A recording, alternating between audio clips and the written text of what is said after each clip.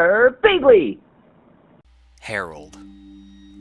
When it got hot in the valley, Thomas and Alfred drove their cows up to a cool, green pasture in the mountains to graze. Usually they stayed there with the cows for 2 months. Then they brought them down to the valley again.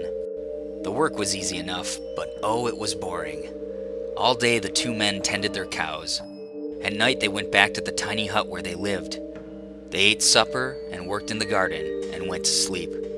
It was always the same. Then Thomas had an idea that changed everything. "Let's make a doll the size of a man," he said. "It would be fun to make, and we could put it in the garden to scare the birds. It should look like Harold," Alfred said. Harold was a farmer they both hated. They made a doll out of old sacks stuffed with straw. They gave it a pointy nose like Harold's, and tiny eyes like his. Then they added dark hair and a twisted frown. Of course, they also gave it Harold's name. Each morning on their way to the pasture, they tied Harold to a pole in the garden to scare away the birds. Each night they brought him inside so that he wouldn't get ruined if it rained. When they were feeling playful, they would talk to him. One of them might say, "How are the vegetables growing today, Harold?" Then the other, making believe he was Harold, would answer in a crazy voice, "Very slowly." They both would laugh, but not Harold. Whenever something went wrong, they took it out on Harold. They would curse at him, even kick or punch him. Sometimes one of them would take the food they were eating, which they were both sick of, and smear it on the doll's face. "How do you like that stew, Harold?" he would ask. "Well, you better eat it, or else." Then the 2 men would howl with laughter. One night, after Thomas had wiped Harold's face with food, Harold grunted. "Did you hear that?" Alfred asked. "It was Harold," Thomas said. "I was watching him when it happened. I can't believe it." "How could he grunt?" Alfred asked. "He's just a sack of straw. It's not possible." "Let's throw him in the fire," Thomas said, "and that will be that." "Let's not do anything stupid," said Alfred. "We don't know what's going on. When we move the cows down, we'll leave him behind. For now, let's just keep an eye on him." So they left Harold sitting in the corner of the hut. They didn't talk to him or take him outside anymore. Now and then, the doll grunted, but that was all.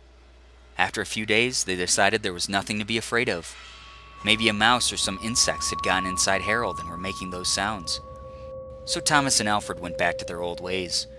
Each morning they put Harold out in the garden, and each night they brought him back into the hut. When they felt playful, they joked with him. When they felt mean, they treated him as badly as ever.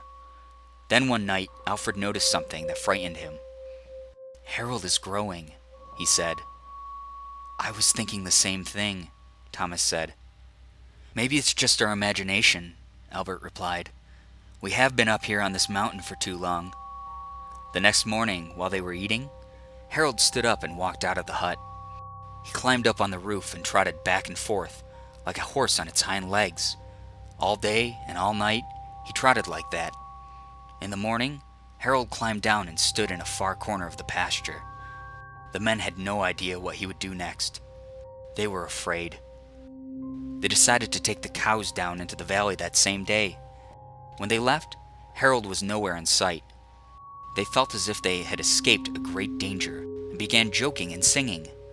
But when they had gone only a mile or two, they realized they had forgotten to bring the milking stools. Neither one wanted to go back for them, but the stools would cost a lot to replace. "There really is nothing to be afraid of," they told one another. "After all, what could a doll do?" They drew straws to see which one would go back. It was Thomas. "I'll catch up with you," he said, and Alfred walked toward the valley. When Alfred came to a rise in the path, he looked back for Thomas. He didn't see him anywhere, but he did see Harold. The doll was on the roof of the hut again. As Alfred watched, Harold kneeled and stretched out a bloody skin to dry in the sun.